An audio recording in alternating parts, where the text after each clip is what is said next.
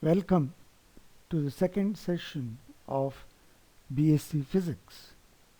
The topic of discussion is atomic physics. This session is a continuation of a review of Bohr's theory of hydrogen atom. The contents of this session are as follows.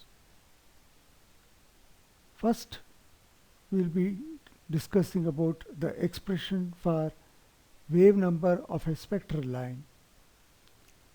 Next, the spectral series of hydrogen atom. Then comes the success of Bohr's atomic model.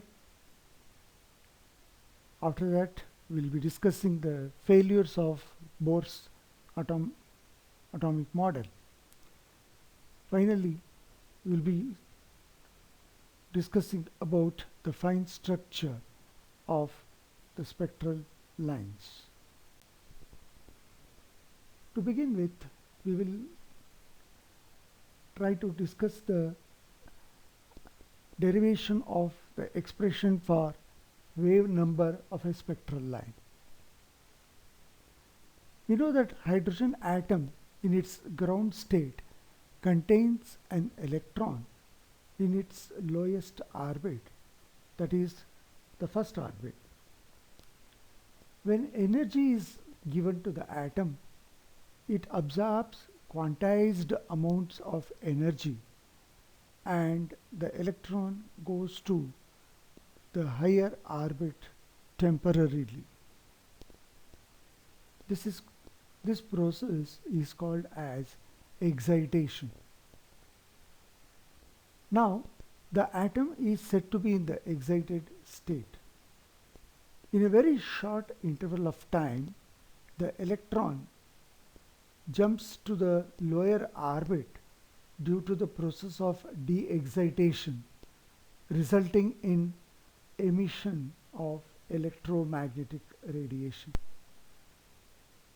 If E1 and E2 are the energies of electron in the lower and higher orbits N1 and N2 respectively, and nu is the frequency of electromagnetic radiation emitted, then according to the quantum theory, h nu is equal to the difference in the energies of the two levels, E2 minus E1.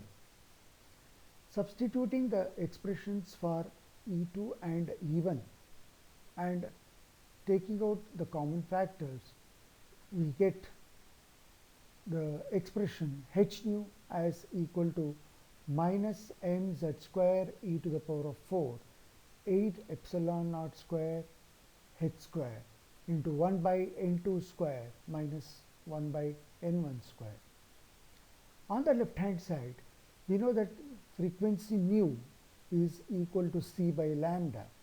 Substituting for that frequency and after simplification, we get 1 by lambda as equal to mz square e to the power of 4 8 epsilon naught square h cube c into 1 by n1 square minus 1 by n2 square. The left hand side, which is the reciprocal of the wavelength, is called the wave number mu bar, and that is given by r into z square into 1 by n1 square minus 1 by n2 square.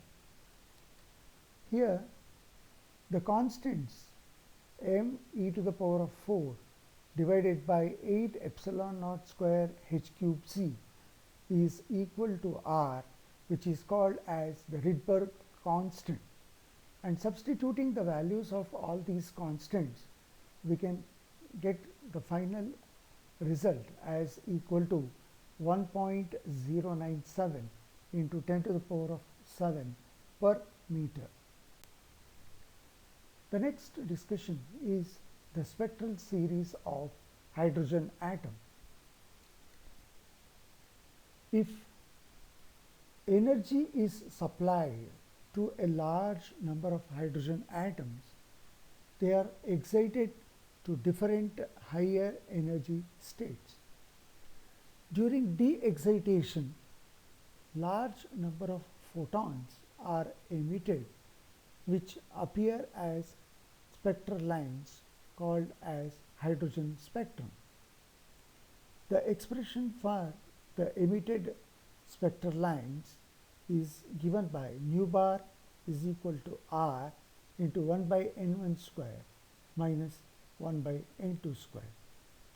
Here n1 takes integral values, and for the first orbit n1 is equal to 1, and for higher orbits the value of n2 will be 2, 3, 4, etc. Now, speaking about the series, the spectral series, for Lyman series, the value of n1 is equal to 1 and the value of n2 is equal to 2, 3, 4, etc. Now, that means whenever transition of electrons takes place from different higher orbits to the first orbit, it gives rise to a number of spectral lines, and that series of spectral lines is called as the Lyman series. The first line of this series is obtained with the condition n1 is equal to 1 and n2 is equal to 2, and by substituting these values we can arrive at the expression for wavelength as equal to 1215 angstroms, and this is the longest line of the Lyman series. Similarly, by substituting n1 is equal to 1 and n2 is equal to infinity, we get the last line of the Lyman series, which is also referred to as the series limit, and the value of the corresponding wavelength is 911.5 angstroms. And all these spectral lines of the Lyman series, they belong to the ultraviolet region of the electromagnetic spectrum. Then coming to the Balmer series, for Balmer series the value of n1 is equal to 2 and n2 can take all integer values starting from 3, 4, 5, etc.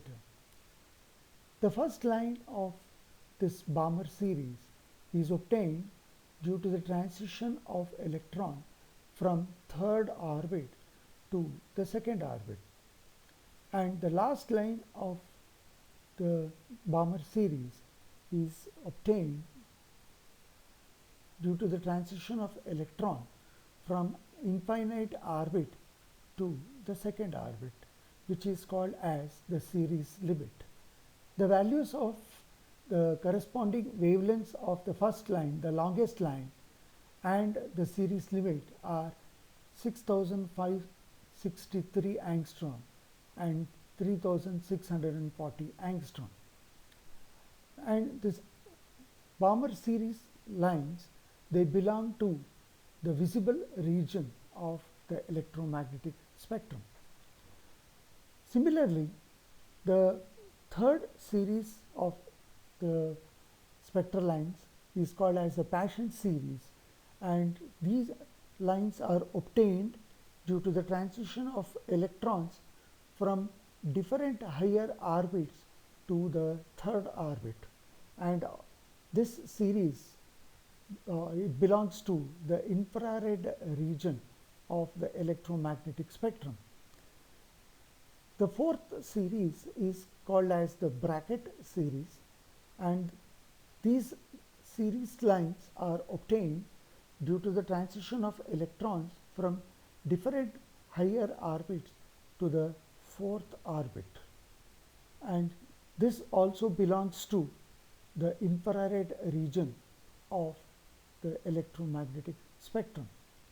The last series of the hydrogen spectrum is the Pfund series, and these series lines are obtained due to the transition of electrons from different higher orbits to the fifth orbit, and this series also belongs to the infrared region of the electromagnetic spectrum. And the different spectral series are represented in the diagram provided. The next discussion is the success of the Bohr's atomic model. In fact, Bohr's atomic model explains the stability of the atom. It also explains the discreteness of atomic spectra, and there is a good agreement between wavelength calculated from Bohr's formula and experimental value of wavelength of the spectral lines. The Bohr's atomic model also explains the spectra of hydrogen and hydrogen-like. Now coming to the failures of Bohr's atomic model. Now in fact, this Bohr's model is suitable only for single electron systems like hydrogen and hydrogen-like atoms. Now, Bohr's model could not explain the fine structure of hydrogen spectrum. That is, when a closer observation of the spectral line of hydrogen, it is observed that each spectral line contains a large number of very closely packed lines combined together, and this is called as the fine structure of hydrogen atom. Also, in a given spectrum, the intensities of different spectral lines are different, and Bohr's theory could not explain the difference in intensities. This model of Bohr could not explain the Zeeman effect and also the Stark effect. Bohr's model combines two contradictory ideas, that is classical and quantum theory, because quantum theory was used to explain the existence of stationary orbits and frequencies of radiation emitted, and the motion of electrons in an orbit obeyed the laws of classical mechanics. It does not tell, the Bohr's model does not tell about the maximum number of electrons in shell. Now coming to the fine structure of the spectral lines, hydrogen spectral lines were not strictly single but consisted of a small number of close components of slightly different frequencies. This is called fine structure of spectral lines, which infers that each energy level of a given n must be split into sub-levels of slightly different things. Thank you.